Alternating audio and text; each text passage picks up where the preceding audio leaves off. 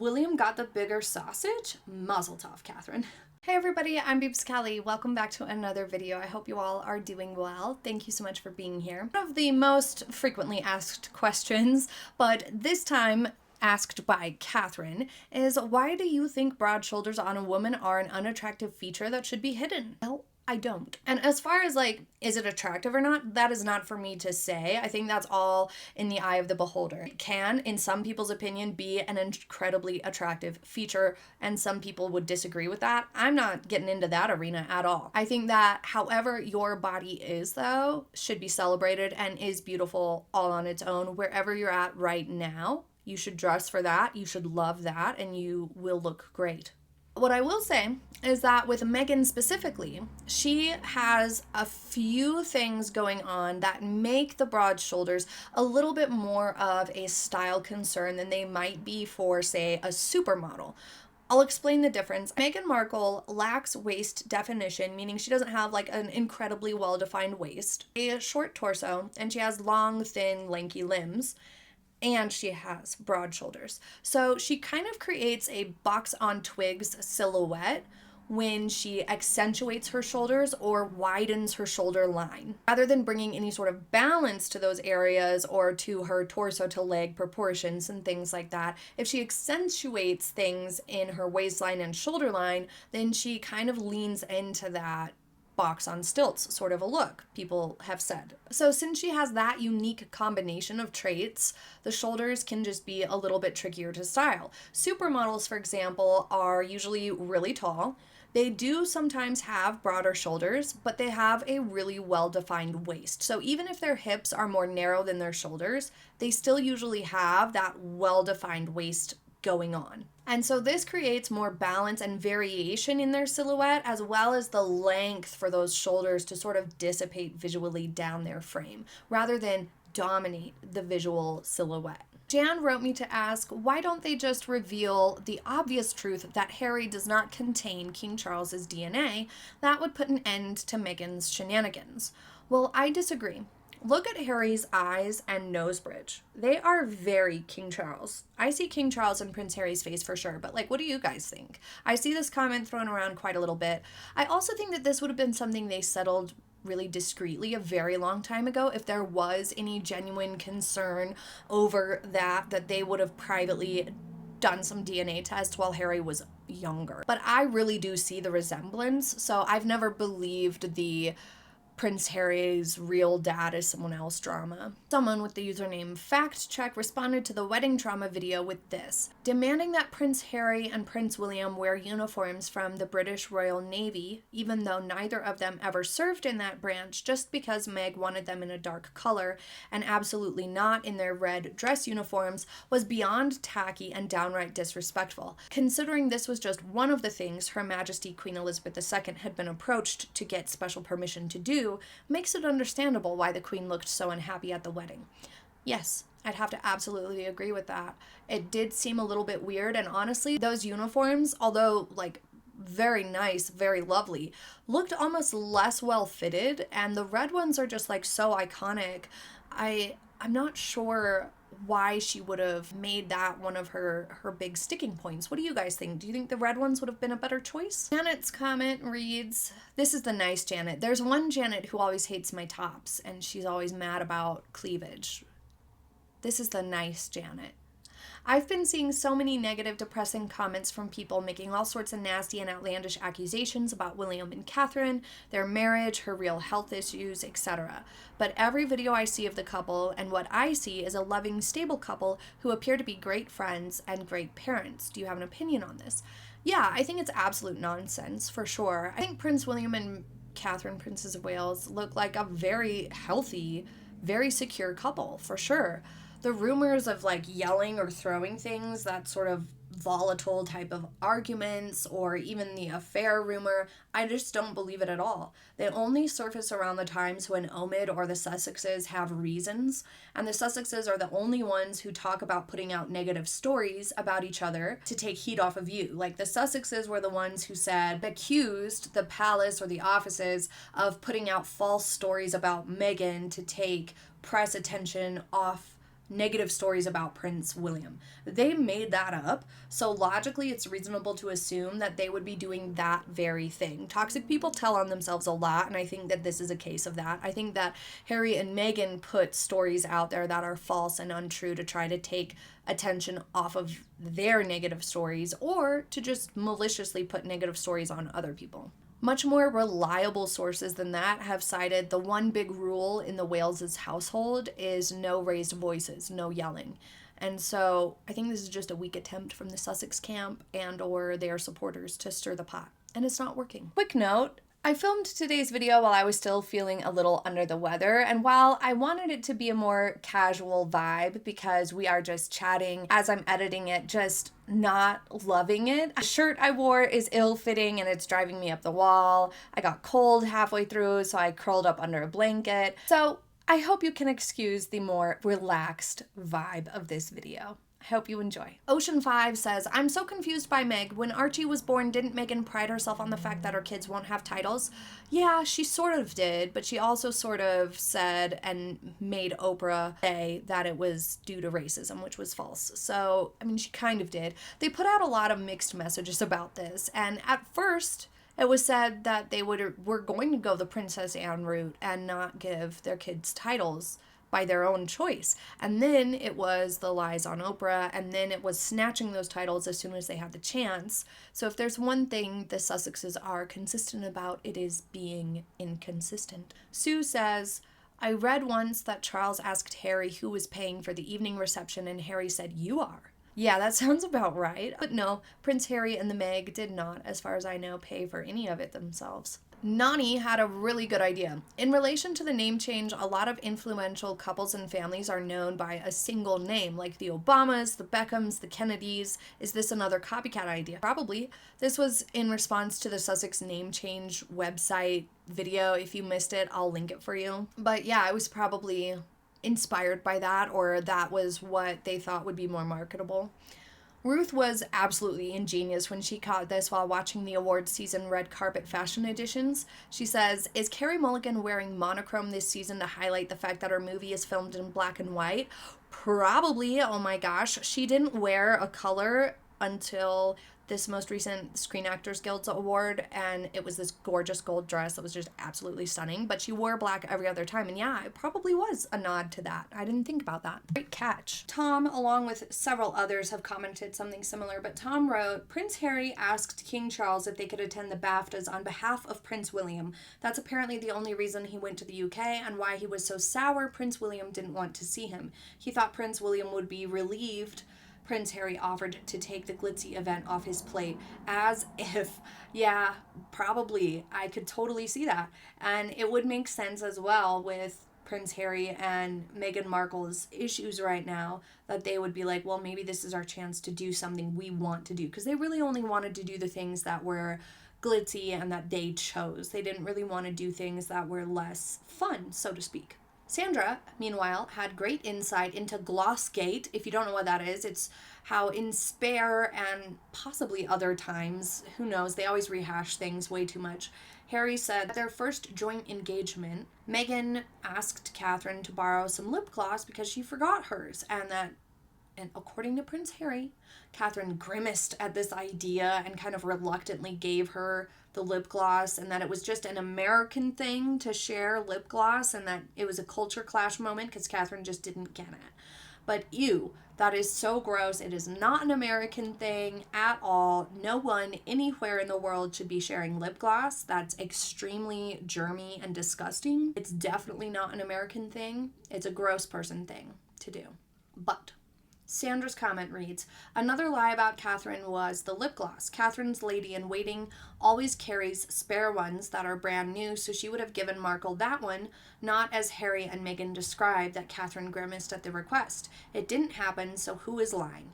Harry as it was in Spare, or it was as Meghan Markle described it to him, meaning either Meghan Markle lied to Prince Harry and Prince Harry was just recounting what he was told, or Prince Harry lied in Spare and just made the whole thing up. It's a good point. Often that is the problem that we have seen unfold, is that Meghan tells one version to Prince Harry, and then Prince Harry's reacting, and everyone else is confused at what Prince Harry is going on about, because everyone else is rooted in reality, and Prince Harry is just completely believing what Meghan is saying.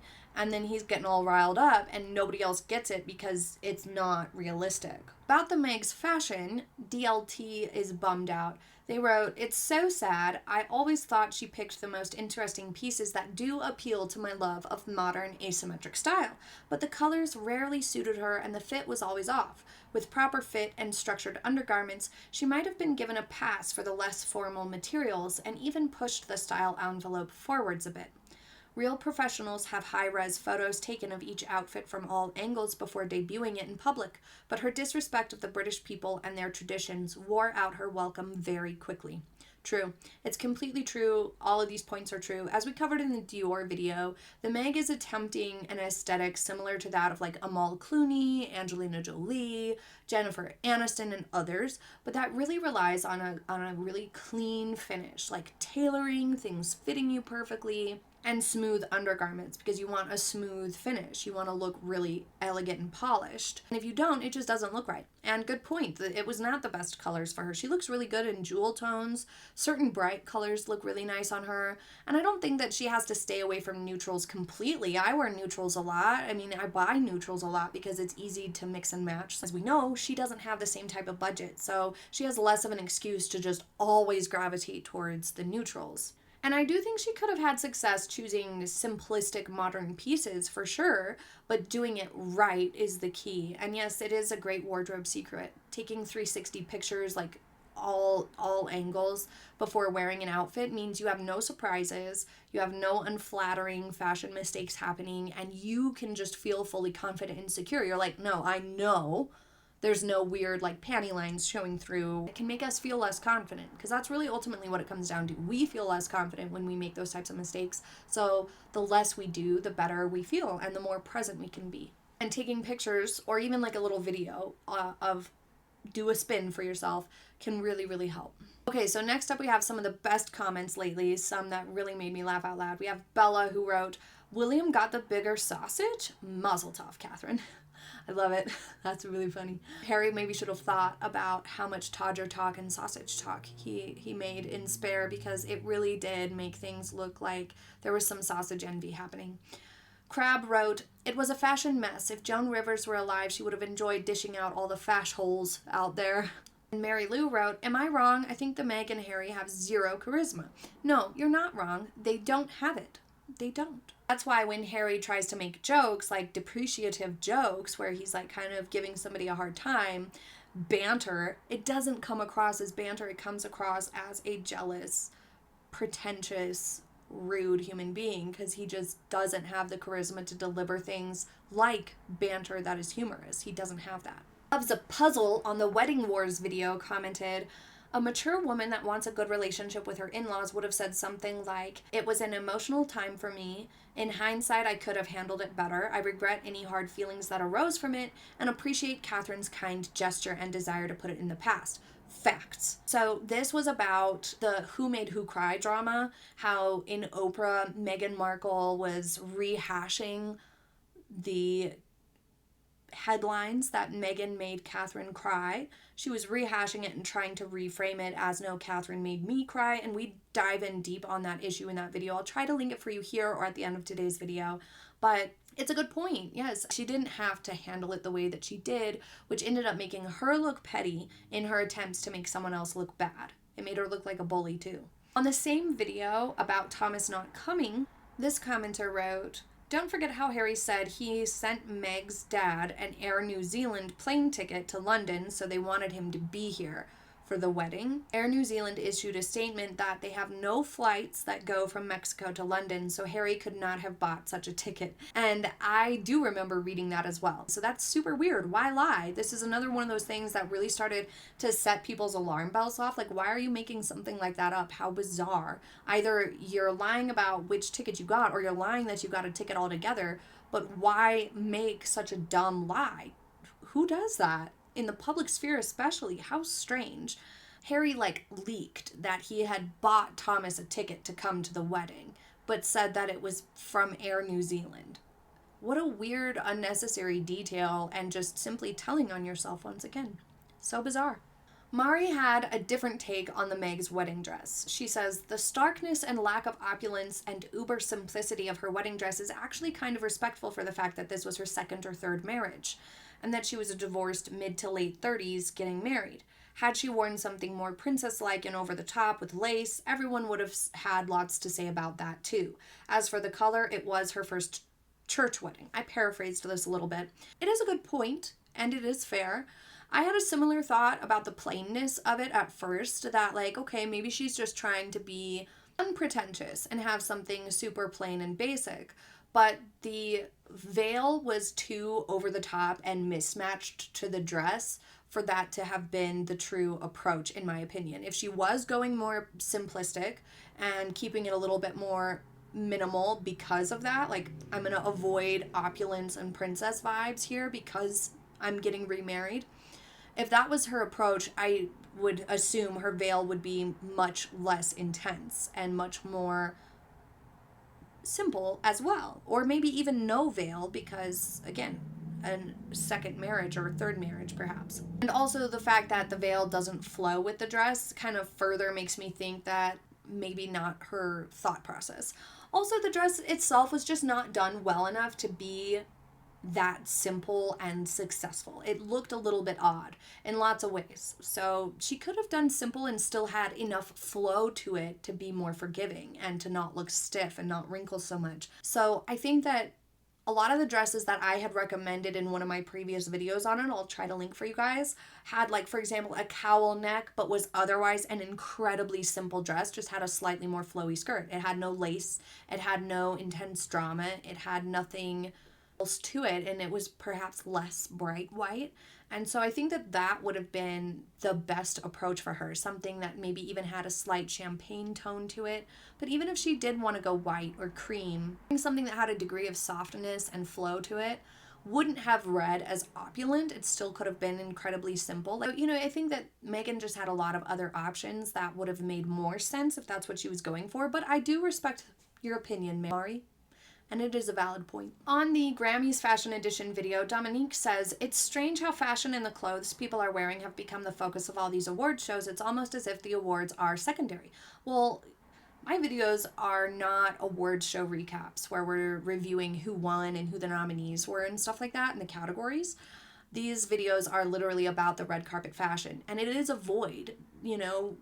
For a long time, that was a big deal. And then for a while, people were like, that shouldn't be the only focus. Fair enough. But for a lot of people, that part's fun and it's interesting and people want to see the gowns. And also in awards shows, you know, a lot of the times, like, the crowd favorites or your personal favorites don't win anyway. So for some people, the fashion is the funnest part of the awards shows.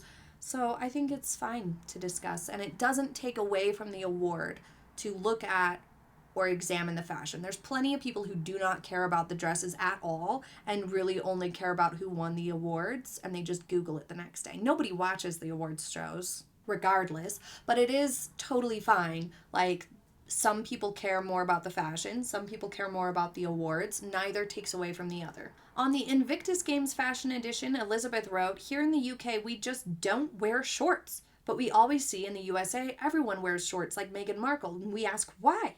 Why didn't she wear a professional outfit for the medal ceremony? Well, no matter United States or elsewhere, for a medal ceremony at the Invictus Games or other similar event, it would be inappropriate to wear shorts, and it was inappropriate to wear shorts. She should have worn, at minimum, like a short-sleeved skirt and top or dress that had a skirt. Or like a midi length, something around the knee would have been fine. Or like a pantsuit and blazer, or even like a polo from Invictus and trousers would have been fine. Those like are kind of the only acceptable options here for this sort of an event. It is a professional setting, and shorts just don't fit in professional settings. They just don't. Anything more than an inch or so above the knee would also not be considered professional, whether it were a shorts outfit or a dress. And it's not about just women. It's not a misogynistic, restrictive sort of a vibe. Men should not be in shorts for something like that either. BMG asked, alongside many others asked a similar question, are the dresses on the red carpet celebrities made to order, and do the ladies pay for them? Do they try them on? Can they say no? This can happen a few different ways. Pretty much it's always tried on first, yes. I would say it would be an incredibly rare moment for something to not be tried on first. A lot of stylists will borrow out a collection of dresses, sometimes from just one designer, sometimes from a couple, and their clients, their celebrity clients, can choose from those dresses. And oftentimes you'll see one stylist responsible for dressing several celebrities at a single event, because they have kind of created a deal where they're like, okay, I've got this group of celebrities and this designer, and they're just the bridge between the two. But not always. Sometimes it's, a little bit different, or a stylist just has the one and they're getting a handful of dresses. Essentially, a lot of the times a celebrity is choosing from a pool of pre-selected, really top-of-the-line garments and outfits. So it's not like they're picking anything they want. They have a little collection to choose from. But if it says custom piece or bespoke item, that's something that was made specifically for that person and completely tailored to them, designed for them to wear for that event. And that would be a made-to-order type situation. Some celebrities, of course, do buy their dresses, but most of the time it's more of like a sponsorship situation or like a barter. So celebrities get a free dress to wear, designer gets free publicity, or sometimes a celebrity is paid to wear something and they're literally dressed by a designer, so the designer's getting publicity. But in those situations, the celebrity definitely has much less say. In a situation where a designer is paying the celebrity, it's kind of like, we want this to be worn on the red carpet, so we're willing to pay you to wear exactly this. Another way that it can happen is a celebrity and or their stylist coordinate with a designer to make something specific, find something specific, or make alterations to something that really go with a certain vibe. So for example, a celebrity might be like, I would really like this in a certain color, or with sleeves, or full length, or even inspired by a certain movie like we saw with Barbie or Poor Things and Emma Stone.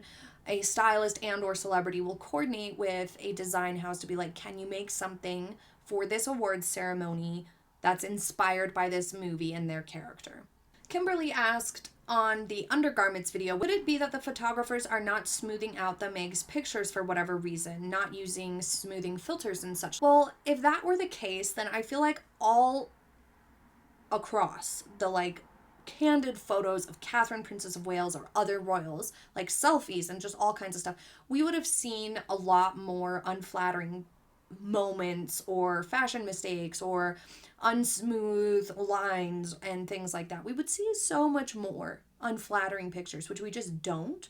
So I don't think that's the case here, because I actually have seen occasionally smoothed out pictures of the Meg and her outfits. I don't think that the photographers or the editors or the palace or anybody really would go to any lengths to not polish the photos more. You remember though, especially when she was a working royal, it would not serve the palace for her to be looking less polished. It would not serve the palace to not smooth out her pictures. It wouldn't help them. And overall, I think that the royal family tries to avoid using too awful many filters and smoothing effects. When it comes to just normal pictures, they're not going to be policing the press over using filters the way Kim Kardashian and other people might. And part of that is because the royal family is out there meeting real people all the time, getting photographed and videographed by just citizens all the time who are not using smoothing filters and making it polished up and stuff for any good reason. So those real life candid shots, they want to be normal and realistic, not shocking. When somebody gets a candid picture of a Kardashian, they are shocked at what they really look like, and it sends the internet into a tizzy, and that's not going to help anybody's confidence. That's not good PR, honestly. That's kind of embarrassing, because they do so much smoothing of their pictures. Everything is so perfectly curated and looking so polished that that's not reality. So then when people see them in reality, they're like, whoa, you look completely different. It's the same thing. That's why I don't use any filters or smoothing techniques, because I feel like that would just be kind of weird, especially for people who know me, to see me looking so different and like fake with all these filters and just not how I really look in real life. This is how I look. It is what it is. So no, I don't think that they skipped smoothing Meghan's pictures or anything like that. So the last one for today's video, because I don't want it to be too long or rambly or boring, if you guys liked this style of video, then please leave it in the comments, and don't forget to click the like button and subscribe so I know that you would like another comments, review, discussion chat on the subject of the Sussex kids. If the children are legitimate heirs, it is quite understandable that people are not happy with the fact that children are never seen. While there is no specific legal right for the British public to see all heirs to the throne regularly, the royal family recognizes the importance of public engagements to keep the public informed about specific events and milestones. The royal family is, after all, a public institution and largely funded by taxpayers. Positive public opinion is hugely important. Couldn't agree more. I completely agree with this. There is a problem with all the secrecy and smoke and mirrors with Prince Harry and Meghan, that they just don't really understand the context of the situation, and giving their children titles and having titles themselves, upon accepting that, they do accept a degree of public interest and really, quite frankly, in a way, owe it to the public to some extent, some insight and some degree of connection there, because they are people who have titles from these places. They have titles from the country of the UK, from the county of Sussex. They should have some degree of connection to the people there. Otherwise, they are completely missing the point of said titles. Leave your comments below. Thank you so much for joining me for today's casual bonus video. Please let me know what you thought of it, and if you enjoyed it or not. I hope it was at least somewhat interesting or fun to watch, and I hope it sparks an interesting conversation in the comments. I hope you have a very happy day ahead, and I will see you next time. Bye!